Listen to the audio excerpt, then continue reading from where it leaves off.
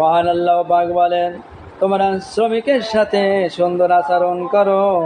মহান আল্লাহ পাক শ্রমিক সম্পর্কে আলোচনা করেন, আয়াত নাজিল করে জানিয়ে দেন, ওয়াখফিদ জানাহাকা লিমান ইত্তাবাআকা মিনাল মুমিনিন। হে ঈমানদার লোকেরা, তোমরা শ্রমিকের সাথে নম্র আচরণ করো, সুন্দর ব্যবহার করো। কিন্তু দেখা যায় এখন সুন্দর ব্যবহারের পরিবর্তে তাদের সাথে খারাপ আচরণ করা হচ্ছে।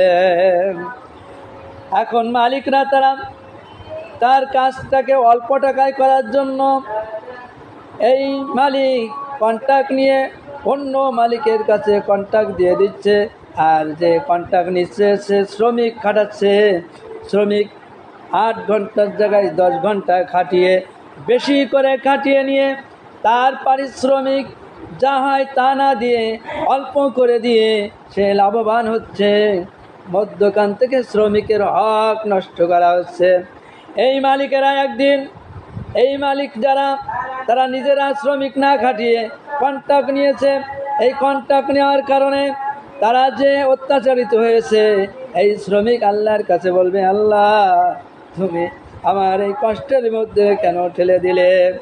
আমি যতটুকু পারি তার চেয়েও বেশি দিয়েছে, আমি যতটুকু পারি তার চেয়েও আমাকে বেশি পরিশ্রম করাচ্ছে, আমি তো আর পারি না। এভাবে দিনটা শেষ করে আর মনে করে আজকের দিনটা করব, কিন্তু কালকে আর আসব না।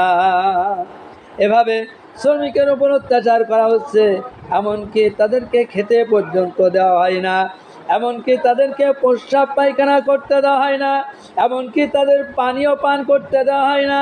তাদের কাজটাকে আরও জোরালো করার জন্য, তাদের কাজটাকে আরও বেশি করিয়ে নেওয়ার জন্য এই কাজগুলো তারা করে।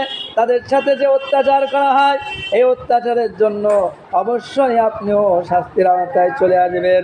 এজন্য রাসূল সাল্লাল্লাহু আলাইহি সাল্লাম বলেন, তোমরা শ্রমিককে কাজ যদি দিয়ে থাকো, বেশি দিয়ে থাকো, তবে তাদের সাথে তোমরা কাজ করে তাদের কাজটাকে হালকা করে দিবে।